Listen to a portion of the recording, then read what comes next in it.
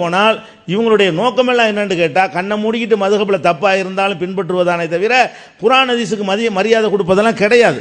எந்த அளவுக்கு கேட்டால் இவங்க ஆதரிக்கிற ஒரு நூல்ல இருந்து நான் எடுத்து சாவி போன தடவை அதுக்கு சுட்டி காட்டியிருக்கிறாங்க. லா யஜூசு தக்லீது மா அதல் மதுஹபில் அரபா, 4 மதுஹபை தவிர மற்றதையெல்லாம் பின்பற்றுவது கூடாது.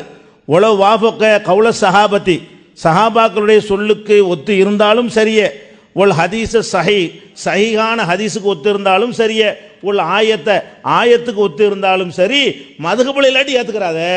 எப்படி சொல்கிறாங்க? குர்ஆனுக்கு ஒத்து இருந்தாலும் சரி அதை ஏற்றுக்கிற கூடாது, மதுஹபில் இருக்கணும். ஹதீஸுக்கு ஒத்து இருந்தாலும் சரி அதை ஏற்றுக்கிற கூடாது, மதுஹபில் இருக்க வேண்டும். அது மாதிரி அதுக்கு என்ன செய்கிறாங்க? ஃபுல் ஹாரிஜு அனில் மதாஹிபில் அர்பாத்தி லாலுன் முலில்லுன், 4 மதுஹபில் இல்லாதவன் வழிகட்டும் வழிகெடுக்கிறவன். ஒரு உப்பமா அத்தாஹு தாலிக்கலில் குஃபுரி, இது குஃபுரை கொண்டு சேர்த்து விடும். ஏன்?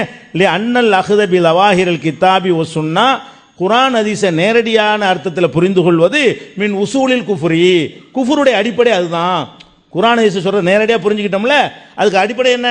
அகீமு ஸலாத், தொழுகை நிலைநாட்டுங்கள். அப்படி புரிஞ்சுக்கணும், நீங்க காஃபிர். நீங்க குர்ஆன் ஹதீஸ் நேரடியாக சொல்வதை புரிந்து கொள்வது மின் உசூலில் குஃபுரி, இதான் இவர்கள் விளங்கிக் கொள்ளுங்க. இவங்களுடைய நோக்கமெல்லாம் என்ன? குர்ஆன் ஹதீஸ் நம்மளை அப்புறப்படுத்தணும், அதே நேரத்தில் குர்ஆன் ஹதீஸ் சொல்லி மக்களை நம்ப வச்சு அதை இழுத்து கொண்டே வழிகெடுக்கணுங்கிற நோக்கம். அதை தான் இவர் சொல்லி கொண்டிருக்காரு. குர்ஆன் விளங்காதான், ஹதீஸ் விளங்காதான், யாரை விளக்குவாங்களாம்? அதுக்கு இதுக்கு என்ன வித்தியாசம்? அதை நீங்கள் புரிந்து கொள்ள வேண்டும். அடுத்து 4 மதுஹபுக்குள்ள வராதவங்கெல்லாம் லாலே வழிகட்டவர், முதில்லு அவரும் வழி கெடுக்கக்கூடியவர் அப்பெல்லாம் எழுதியிருக்காங்க. அப்படி எழுதானு கரெக்டு தான். இப்போ தான் நம்ம பார்க்குறோம் 4 மதுஹப் வேணான்னு சொன்னவங்கெல்லாம் இந்த குர்ஆன் ஹதீஸுங்கிற பேரில் எப்படி விளையாடிக்கிட்டு இருக்கிறாங்க, சரியான ஹதீஸையிலே மறுத்துக்கிட்டு இருக்கிறாங்க, ஹதீஸ் தேவையில்லைங்கிறாங்க, ஆளுக்கு சட்டம் சொல்கிறாங்க. அதே போல் எத்தனை விஷயங்களை முன்னுக்கு பின் முரணா சொல்கிறாங்க. இந்த விளைவெல்லாம் ஏன் ஏற்படுது கேட்டாக்க இப்போ தான் எங்களுக்கு ஹதீஸ் கிடச்சிச்சு அப்படின்னாங்க. இமாம்கள் மாற்றி சொன்னாங்களே, நாங்கள் மாற்றி சொல்லக்கூடாதா அப்படிங்கிறாங்க. இமாம்கள் மாற்றி சொன்னாங்க அப்படின்னு சொன்னால் அந்த நேரத்தில் ஹதீஸ் இல்லை, அவர்களுக்கு ஹதீஸ் கிடைத்திருந்த போது புரியாத்தனமாக சொன்னாங்களா? ஒரு ஹதீஸ் கிடைக்குது, முன்பு கிடைத்த ஹதீஸை விட இது ஆதாரமாக தெரியுது, சட்டத்தை மாற்றுறாங்க. இப்போ இவங்களுக்கு இந்த நிலைமையா? எல்லா ஹதீஸுகளும் இருக்குது, 20 வருஷம் கழித்து ஒரு ஹதீஸை படிச்சுட்டு இப்போ தான் புரியுறாங்கிறாங்க. இப்படிப்பட்ட இயலாமையில் இருக்கக்கூடியவர்கள் எல்லாம் நாங்கள் குர்ஆனையும் ஹதீஸையும் சொல்கிறோன்னு புறப்படலாமா? இப்படி ஆளாளுக்கு புறப்பட்டால் இஸ்லாமாக இருக்கு. இப்போ கோடிக்கணக்கான மக்கள் இருக்கிறாங்க, யாரும் சொல்ல தேவையில்லைப்பா, நானும் குர்ஆன் ஹதீஸை படித்து ஆய்வு செஞ்சு நான் நடந்துக்கிறேன்னு சொன்னால் இஸ்லாத்துக்குன்னு ஒரு சட்டம் இருக்குமா? அதனால தான் இமாம் ஷாஃபி ரஹ்மத்துல்லாஹி சொன்னாங்க, மதுஹபுக்குள்ளே வாங்க, இல்லைன்னு சொன்னால் வழிகட்டு போய்ங்க, நீங்களும் பிறர் வழிகெடுப்பீங்கன்னாங்க. இது சாதாரண அப்படிங்கிறதில்ல, இறை மறுப்பில் கொண்டு போய் விட்டுரும். அதை அவங்களே ஒப்புக்கொள்ள செய்கிறாங்க. ஏன்னாப்பா இந்த மாதிரி போனதுனால என்ன ஆகி போச்சு? சரியான ஹதீஸெல்லாம் மறுக்கிறாங்க. சாலிம் ரலியல்லாஹு அன்ஹு அவர்கள் சம்பந்தப்பட்ட ஹதீஸெல்லாம் மறுக்கிறாங்க. கேட்டாக்கா இது குர்ஆனுக்கு முரணா இருக்கு அப்படிங்கிறாங்க. ஆனால் ஹதீஸை மறுத்தா என்ன நிலைப்பாடு அவங்களே சொல்லி காட்டுறாங்க. அல்லாஹ் சொன்னதை, அதாவது குர்ஆனை மட்டும்தான் ஏற்பேன், தூதர் சொன்னதை, அதாவது ஹதீஸுகளை ஏற்க மாட்டேன் என்று கூறுவது அப்பட்டமான இறை மறுப்பு என்று திருக்குர்ஆன் தெளிவுபடுத்துகிறது. அவங்கள சொல்லிட்டாங்கல்ல. அப்போ குஃபுருக்கே கொண்டு போய் சேர்க்கும். நானே குர்ஆன் ஆய்வு செய்வேன், நானே ஹதீஸ் ஆய்வு செய்வேன்னு சொன்னால் குஃபுரில் தான் கொண்டு போய் சேர்க்குங்கிறத இப்போ பார்க்குறோமா இல்லையா? சரியான ஹதீஸாக இருந்தாலும் ஒப்புக்கொள்ள மாட்டேங்கிறாங்கல்ல, அவங்களே ஏற்றுக்கொள்கிறாங்க. ஹதீஸை மறுத்துட்டாக்கா அது குஃபுரு தான் அப்படின்ட்டு அந்த காரியம் செஞ்சுட்டு இருக்காங்க இல்லையா? அதனால தான் இமாம் ஷாஃபி ரஹ்மத்துல்லாஹி சொன்னாங்க, குஃபுருக்கெல்லாம் போயிடாதீங்க, உங்களுக்கு ஆய்வு செய்ய தெரியலை, இமாம்கள் சொன்னதை மட்டும் வச்சு செய்யுங்க என்று அவங்க சொல்லிட்டு இருக்கிறாங்க. இப்போ அதனால் அவங்க சொன்னது கரெக்டு தான். இறை மறுபடி எப்படிமா யூசுப் அலைஹிஸ்ஸலாத்தி ஈர்ப்பு ஏற்பட்டது, தடுமாற ஆரம்பித்தார் என்று சொல்லுகிற அளவுக்கு வந்துட்டாங்கல்ல. யூனுஸ் அலைஹிஸ்ஸலாம் அல்லாஹ்வுக்கே சக்தி இல்லை நினைச்சாங்கன்னு சொல்லுகிற அளவுக்கு வந்துட்டாங்கல்ல. இதெல்லாம் இறை மறுப்பா இல்லையா? இந்த இறை மறுப்புக்கு யாரும் சென்று விடக்கூடாதுங்கிறனால தான் அதுக்காக வேண்டி தொழுகை பிரச்சனையில், தொழுகையில் அல்லாஹ் தாலா தொழுகை விஷயத்தில் சொல்கிறான், அகீமுஸ் ஸலாத், தொழுகை நிலைநாட்டுங்கண்டு. இந்த குர்ஆன் வசனத்தை ஏற்றுக்கொண்டாக்கா அது வழிகாடு அப்படின்னு கருத்தை சொன்னாங்களா? அதான் எல்லாரும் தெரிஞ்சது தானே. ஆனால் குர்ஆன் ஆய்வுல நபிமார்களை கேவலப்படுத்துவாங்க, நபிமார்களை காஃபிராக்குவாங்க. இப்படிப்பட்ட சூழ்நிலை வந்துட வேணாம் அப்படிங்கிறனால தான் அவங்க சொன்னாங்க. இந்த சாவியில் வந்த ஒரு செய்தியை சொன்னோம், அதில் நம்ம சொன்னதில் ஒரு வார்த்தையை தான் அவர் விளக்க சொன்னார் தவிர மற்றதை கவனிக்கலை. அப்புறம் அவரே அதுக்கு மறுத்து புரண்டு பேசினார். சாவியில் என்ன இருக்கு? 4 மதுஹபில் ஒன்றை பின்பற்றாதவன் வழிகேடன் வழிகெடுப்பவன் என்று மட்டும் இல்லை. எப்படி இருக்குன்னு கேட்டால், ஒள வாஃபக கவுல சஹாபத்தி, சஹாபி சொல்லுக்கு பொருத்தமாக இருந்தாலும் இமாம்கள் சொல்லாட்டி ஏற்றுக்கிறாத. ஒல் ஹதீஸ சஹீஹ், சரியான ஹதீஸுக்கு ஒத்து இருந்தாலும் சரியே, ஒல் ஆயத்தை குரானுக்கு ஒத்து இருந்தாலும் சரியே, அதை எடுக்கக்கூடாது. இவர் என்ன சொன்ன, அப்படி சொன்னமாங்கிறாரு. அந்த வழக்கத்தை நான் எடுக்கக்கூடாதுன்னு சொன்னோமா? சரியாக இருந்தால் எடுத்துகிட்டு போங்க, தப்பாக இருந்தால் விட்டுட்டு போங்க. அது நீங்கள் சொல்கிறிய, கித்தாபு சொல்லலை. கித்தாப் என்ன சொல்லுது? தப்பாக இருந்தாலும் மதுஹபை தான் எடுத்துக்கிறேன்னு. குரானுக்கு நேர் மாற்றமாக இருக்கேன், ஃபிரௌன் மூமின்கிறாங்களா, அதை எடுத்துக்க. அப்படி தான் அதுக்கு அர்த்தம் சொல்கிறாங்க. இப்போ நான் என்ன விளங்குறோம், அதில் என்னத்தை நான் சாவிலேருந்து எடுத்து வச்சனோ அதை சொல்லிட்டு அதே அமர்வுலையே பல்ட்டி அடிச்சு என்ன செய்கிறாரு, மாற்றி பேசுகிறாரு. உங்களால் எடுக்க வேணாண்டது, விரும்பினா எடுத்துகிட்டு போங்க, தப்புனா விட்டுட்டு போங்க. அப்படி சொல்லலையே. நீங்கள் மதுஹப் ஆள்கள் பர்மிஷன் கொடுக்க மாட்டேங்கிறீல. தப்பாக இருந்தாலும் எடுக்கக்கூடாது, இமாம் சொன்னால் மட்டும்தான் எடுத்துக்கிறேன்னு.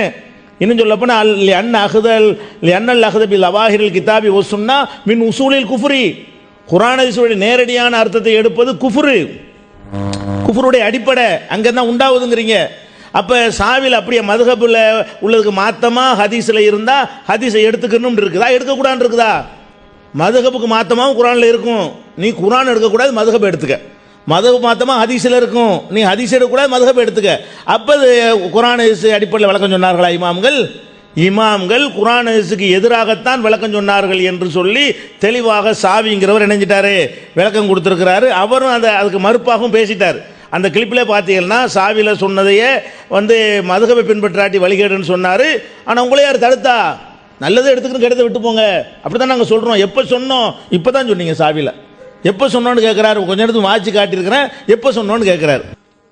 இன்னும் சொல்ல போனால் அந்த ஹதீஸ் தெரியலை, தெரியாதனால அந்த காலத்தில் சொல்லியிருப்பாங்க, நீங்கள் தெரிஞ்சுக்கிட்டு சரியில்லைங்கிறாரு. ஒரு மனுஷன் ஹதீஸ் கித்தாபில் இருந்தாலும் அனைத்தையும் தெரிஞ்சவனாக இருப்பானா? நான் கேட்குறேன். இன்னும் அவர் ஆர்குமெண்ட் பண்ண பண்ணுறாரு, நம்மன்னா தப்பே வரக்கூடாதான், இமாம்கள்லாம் வரலாமா? அது என்னது? புக்காவே இருந்தால் கூட பார்த்துக்கிட்டு இருக்கும்போது அடுத்த வரி உங்களுக்கு தெரியல. இந்த மேலே பகவி இருக்குது, பகவி கீழே உள்ளது பகவின்னு போட்டீங்க. கண்ணு முன்னாடி தான் கிதாப் இருக்கிறது, பகவியில் இருக்குன்னு அடித்து சொன்னீங்க. ஆனால் பகவியில் இல்லை, கீழே உள்ள ஒருத்தர் நோட்டு எழுதுன பிடிச்சி பகவிங்களா இல்லையா? அப்போ இந்த காலத்தில் கண்ணு முன்னாடி கம்ப்யூட்டரில் வச்சுக்கிட்டு எடுத்து இப்போ கண்ணு முன்னாடி இப்படி செஞ்சீங்கள. திருமையில் இருக்குன்னு சொன்னீங்க, கம்ப்யூட்டரில் பார்த்துக்கிட்டு திருமையில் இருக்குன்னு நீங்கள், திருமையில் இல்லாமல் இருந்துச்சு.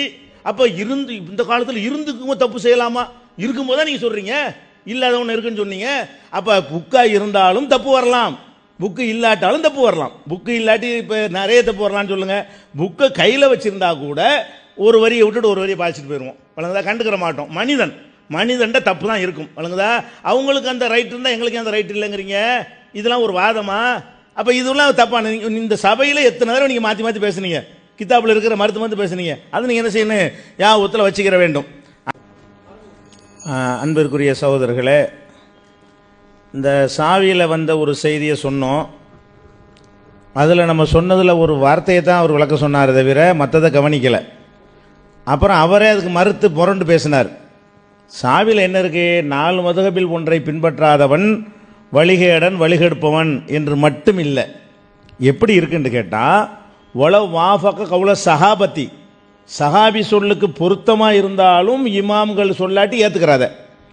ஒல் ஹதீஸ சஹீஹ், சரியான ஹதீஸுக்கு ஒத்து இருந்தாலும் சரியே, ஒல் ஆயத்தை குரானுக்கு ஒத்து இருந்தாலும் சரியே, அதை எடுக்கக்கூடாது. இவர் என்ன சொன்ன, அப்படி சொன்னமாங்கிறாரு. அந்த வழக்கத்தை நான் எடுக்கக்கூடாதுன்னு சொன்னோமா? சரியாக இருந்தால் எடுத்துகிட்டு போங்க, தப்பாக இருந்தால் விட்டுட்டு போங்க. அது நீங்கள் சொல்கிறிய, கித்தாபு சொல்லலை. கித்தாப் என்ன சொல்லுது? தப்பாக இருந்தாலும் மதுஹபை தான் எடுத்துக்கிறேன்னு. குரானுக்கு நேர் மாற்றமாக இருக்கேன், ஃபிரௌன் மூமின்கிறாங்களா, அதை எடுத்துக்க. அப்படி தான் அதுக்கு அர்த்தம் சொல்கிறாங்க. இப்போ நான் என்ன விளங்குறோம், அதில் என்னத்தை நான் சாவிலேருந்து எடுத்து வச்சனோ அதை சொல்லிட்டு அதே அமர்வுலையே பல்ட்டி அடிச்சு என்ன செய்கிறாரு, மாற்றி பேசுகிறாரு. உங்களால் எடுக்க வேணாண்டது, விரும்பினா எடுத்துகிட்டு போங்க, தப்புனா விட்டுட்டு போங்க. அப்படி சொல்லலையே. நீங்கள் மதுஹப் ஆள்கள் பர்மிஷன் கொடுக்க மாட்டேங்கிறீல. தப்பாக இருந்தாலும் எடுக்கக்கூடாது, இமாம் சொன்னால் மட்டும்தான் எடுத்துக்கிறேன்னு. இன்னும் சொல்லப்போனால் அன்னல் அஹ்தபில் அவாஹிரில் கிதாபி ஒசுன்னா மின் உசூலில் குஃப்ரி, குர்ஆனுடைய நேரடியான அர்த்தத்தை எடுப்பது குஃப்ரு, குஃப்ருடைய அடிப்படை அங்கே தான் உண்டாகுதுங்கிறீங்க. அப்போ சாவில் அப்படியே மதுஹபில் உள்ளதுக்கு மாற்றமாக ஹதீஸில் இருந்தால் ஹதீஸை எடுத்துக்கணும் இருக்குதா, எடுக்கக்கூடாதுன்னு இருக்குதா? மதுஹபுக்கு மாற்றமாகவும் குரானில் இருக்கும், நீ குரான் எடுக்கக்கூடாது, மதுஹப் எடுத்துக்க. மதுஹப் மாற்றமாக ஹதீஸில் இருக்கும், நீ ஹதீஸ் எடுக்கக்கூடாது, மதுஹப் எடுத்துக்க. அப்போ குரான் அடிப்படையில் விளக்கம் சொன்னார்களா இமாம்கள்? இமாம்கள் குர்ஆன் ஹதீஸுக்கு எதிராகத்தான் விளக்கம் சொன்னார்கள் என்று சொல்லி தெளிவாக சாவிங்கிறவர் இணைஞ்சிட்டாரு, விளக்கம் கொடுத்துருக்கிறாரு. அவரும் அதுக்கு மறுப்பாகவும் பேசிட்டார். அந்த கிளிப்பிலே பார்த்தீங்கன்னா சாவில சொன்னதையே வந்து மதுகபை பின்பற்றாட்டி வழிகேடுன்னு சொன்னார். ஆனால் உங்களே யார் தடுத்தா? நல்லதை எடுத்துக்கிட்டு கெடுத்து விட்டு போங்க அப்படி தான் நாங்கள் சொல்கிறோம். எப்போ சொன்னோம்? இப்போ தான் சொன்னீங்க சாவில. எப்போ சொன்னோன்னு கேட்குறாரு. கொஞ்சம் நேரத்துக்கு வாட்சி காட்டியிருக்கிறேன்.